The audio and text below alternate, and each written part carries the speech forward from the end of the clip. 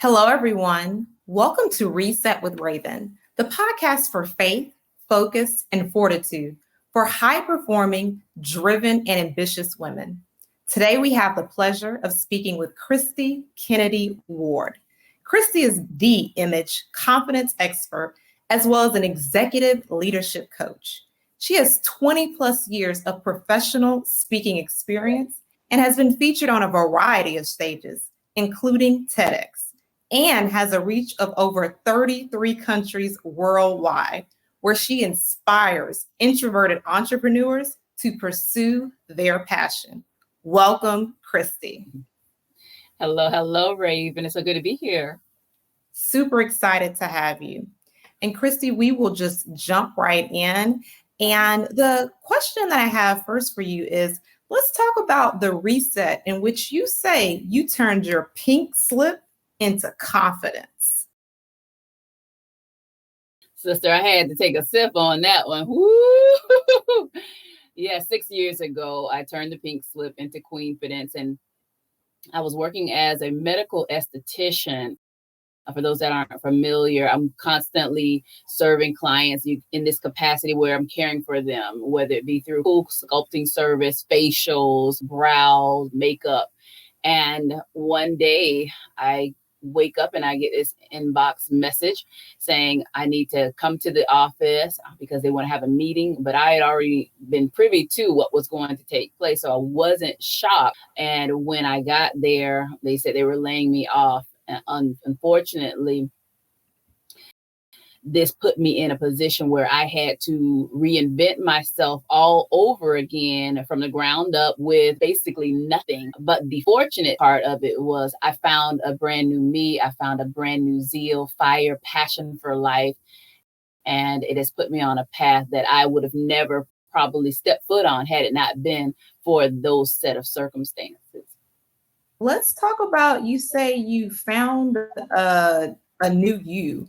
What did you find, and what was that process like? I remember offline you used a phrase, and I put a star next to it. We live by design and or by default.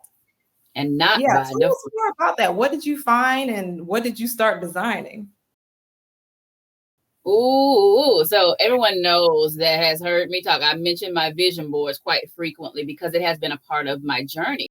I remember my first vision book. So I have 6 vision books and I have 20 vision boards. My first vision book was when I realized the power of being able to design what I wanted in my mind's eye, because we are just a product of our thoughts.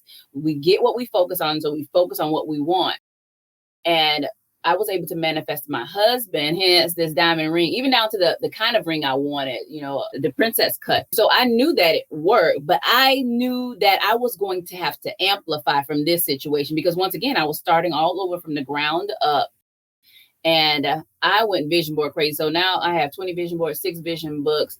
And that's just one piece of the mindset work I do. And so when we say, what did I discover?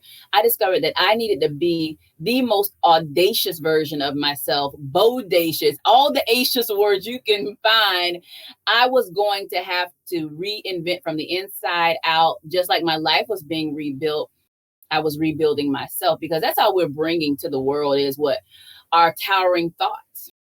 We're bringing our concepts, our ideas, and then we have to defend these concepts and ideas. Every single day, we have to use courage to use our voice. We have to step outside of our comfort zone to get what we want. The other day I was walking down the road, I was driving rather, and I saw this cat crossing the street. The cat had no tail. And I said, most people aren't willing to take the risk just to cross over to the other side. They're afraid of the unknown. The cat lost his tail. He was willing to lose the lesser for the greater. He still had his life. And I said, you had to put your tail on the line when you're going after your dreams.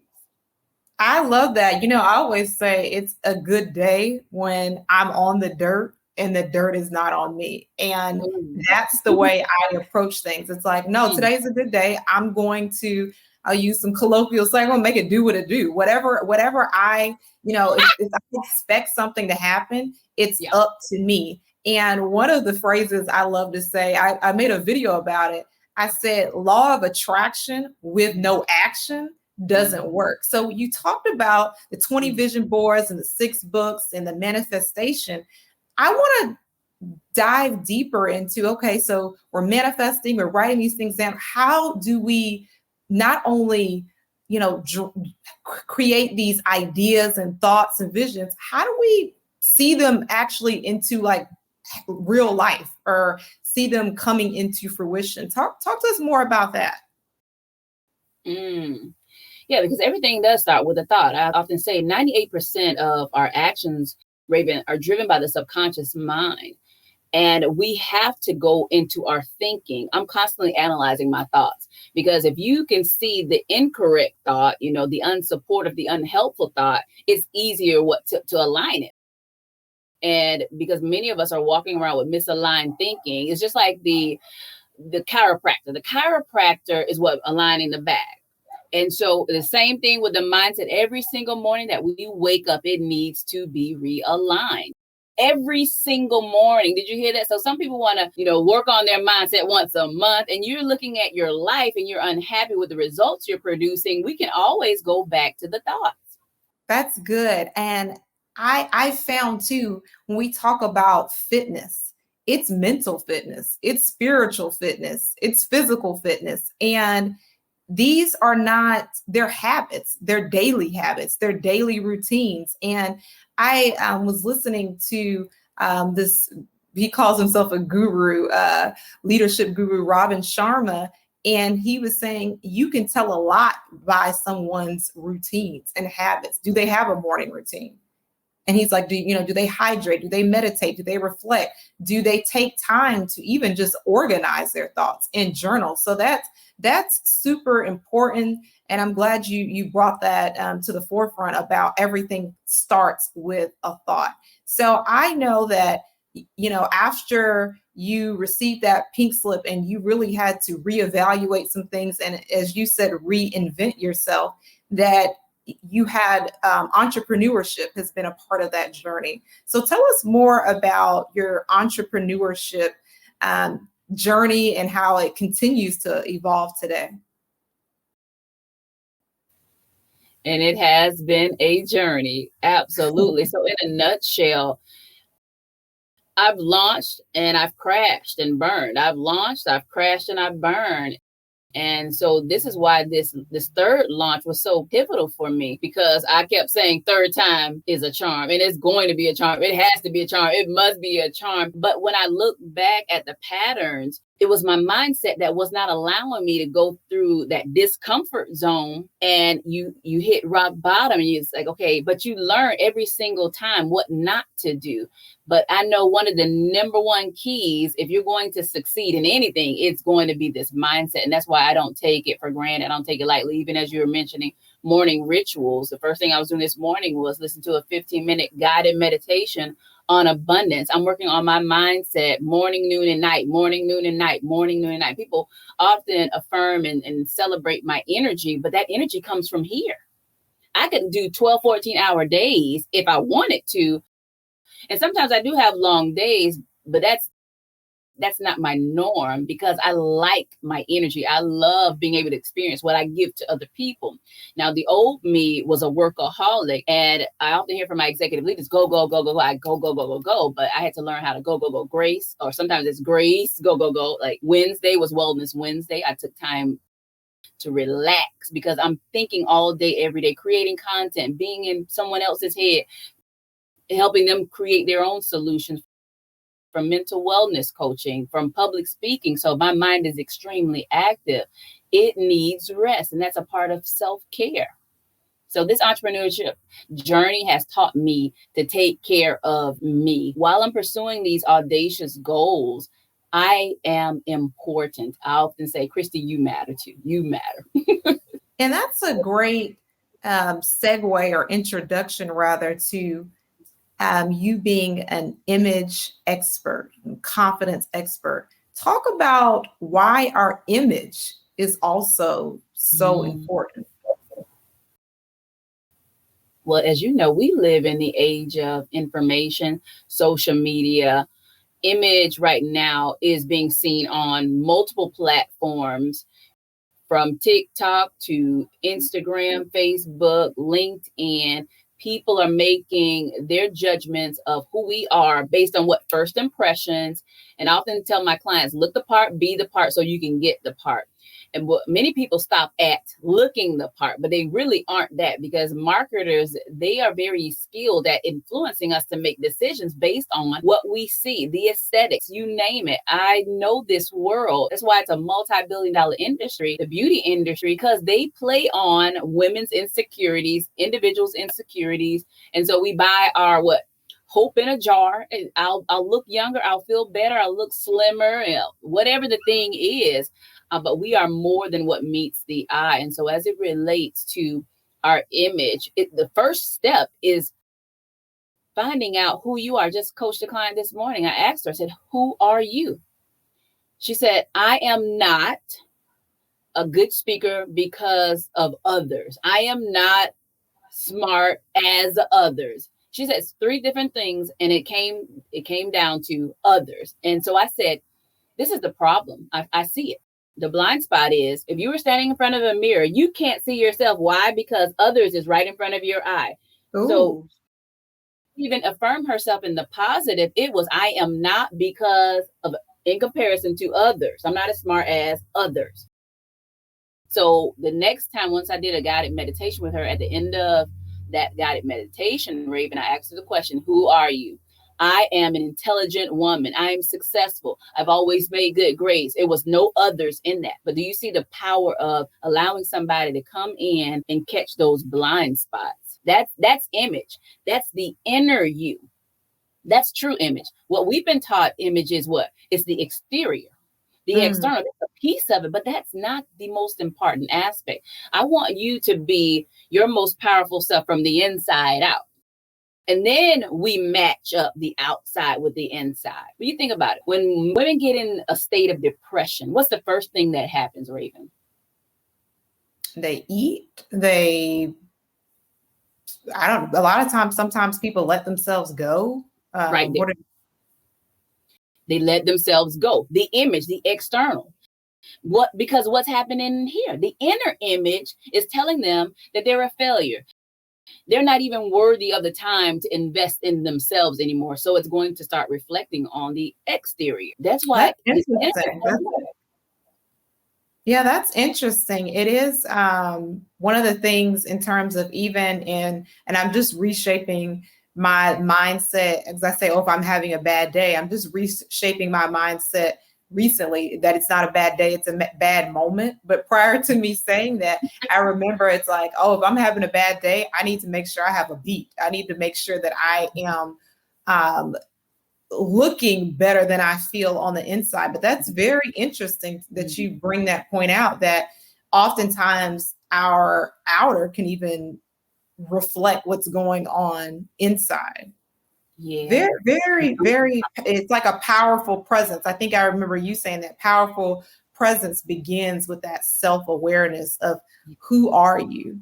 Who are you? And I think another thing too, when you talked about others, there's an element of comparison, or what might whoever they happens to be, what might they say? What do they think?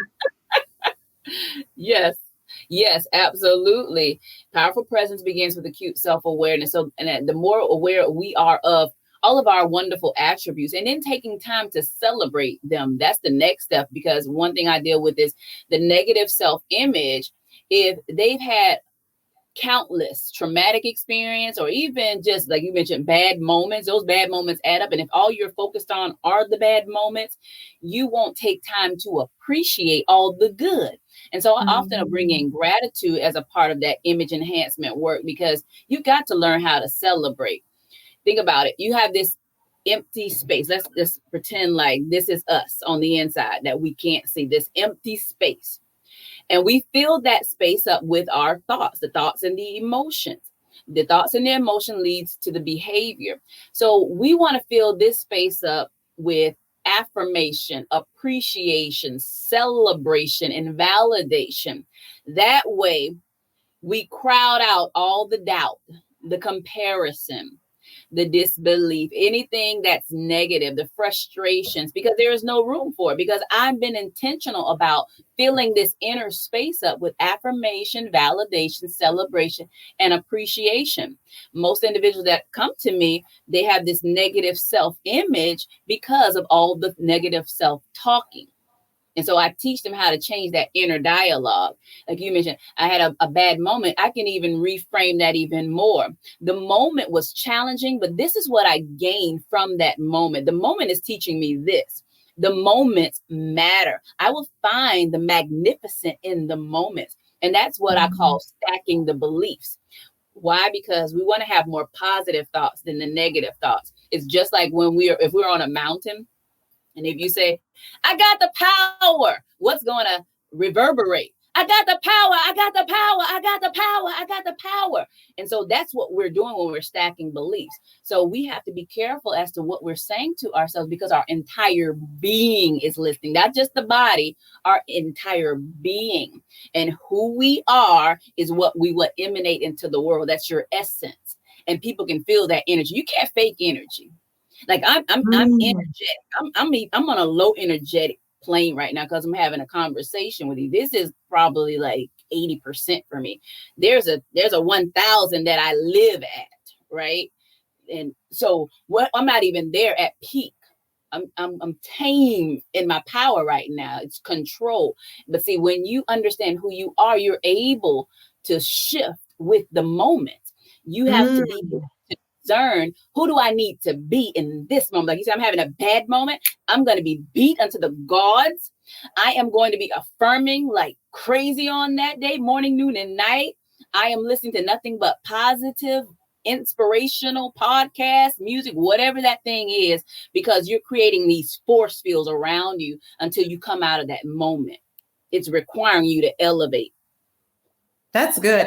But I think the important, or the biggest thing, everything you said was important. What I got out of that is, again, back to that self-awareness, recognizing where your mind went, recognizing negative self-chatter, recognizing disempowering thoughts, to be able to even stack those beliefs and find the lesson, or as you said, find the magnificent in this moment. One question I have is, what suggestions, advice, thoughts do you have around for people that are like, well, I'm an introvert. How do I find my energy, or how do I exude that same type of power? And maybe this is even in some comparison. We can address this a little bit too, like, oh, well, Kristie, you're so full of energy. What do I do if I'm conversing with you, interacting with you, and or what do I do if I find that I'm just an introvert? I don't have big energy. What would you share with people who are having these type of thoughts run through their head? Even when you just said, I'm just an introvert. So we're dismissing the personal attribute, one, that they already carry. I've had a young lady come to me, I am just 33 years old. And it's like discount dialect. You're right. Yeah. Most of her peers are older. So now she doesn't feel qualified because she's not as old. And that doesn't necessarily mean you're as wise or capable, even loyal and faithful, able to be reliable. So we can go so many different places with that. But with the introvert has so many hidden powers that are often untapped. And because they may not be as vocal, people think that they don't have things to contribute. They really just have to learn how to get outside of their head. But I'm going to say I'm an introvert by nature. I had to train myself to have extroverted characteristics. So now I'm an ambivert. I can extrovert. I'm in my extrovert role right now. But typically I'm going to be somewhere in quiet. I'm doing my nature walks. I'm reading, and I'm absolutely okay with that. When I speak, my words are impactful. So for an introvert, one of our skills and our ability is to listen, to observe. That is a powerhouse skill for leaders. Why? Because most of your employees are going to be complaining about things they do not like. If you have a hard time hearing your people, it's going to be hard to respond to their needs and then meet them where they're at. You can't be present if you don't have these acute listening skills. And so that's one of the benefits of being an introvert, but they are so powerful. And that energy that we're talking about, it doesn't always have to be overt, and it could be very subtle. I like to explain like this. The candle, and my candle back there, the candle versus a torch. Some energy is torch fire. The other is very calm and quiet, like the candle. Awesome, awesome, awesome. That's good. That's good. All right. So the next question I had is, you coined a term, fortified femininity. What does that explain to me what that means? You know, recently I was looking at a quote by Warren Buffett. He said, intensity is the price of excellence. And as women, we are often looked at as if we're fragile. I don't know if you ever heard the quote, she was fragile, not like a flower, but as a bomb. You know, we have so much power on the inside of us, and many of us have yet to tap into that potential. That fortified femininity comes from extreme strength. Awesome, awesome, awesome. So we're talking about extreme strength. We're talking about fortified femininity, and you talked about carrying a torch. One of the things in carrying a torch, I'm thinking about carrying a torch into your greatness, and also too, one of the things that was interesting to me, that you talked about being able to shift from different environments, whether and in some cases you need the torch, and in some cases you need the candle. Could you share with us, for someone who is trying to find kind of their way in their own strength, in their own like this kind of discovering themselves and finding their confidence, what advice or suggestions do you have? If anything, they're feeling a lack of clarity and feeling lost. That's a big one. That feeling lost, we get inside of our head and it will spiral. We got to break the loop up. You know, I have to say, okay, there's a circle. You're going around the mountain constantly. We got to cut a hole, right? We're going to open it up and invite in something new. Because even in entrepreneurship, and I look at my journey, Raven, I remember trying to do the same thing over and over and over again, and it's not working. And you've got to, for yourself, say, okay, this is the line in the sand. I've tried this for 12 months, 2 years. It's time to either bring in some reinforcement, that outside reinforcement, hire yourself a coach, or it's time to challenge yourself to do something different. And then you have to give yourself permission to step into whatever next is going to look like. We have to pivot. That's the beauty of growth. Growth is always going to be challenging us to step outside the comfort zones. The comfort zones, we rarely grow in comfort zones. We can do that like the back of our hand. And typically you'll know instinctively it's time to grow. Either you're going to be bored, you're not challenged anymore, or you're frustrated. You're going to feel either, okay, I've been doing this and I'm tired of it.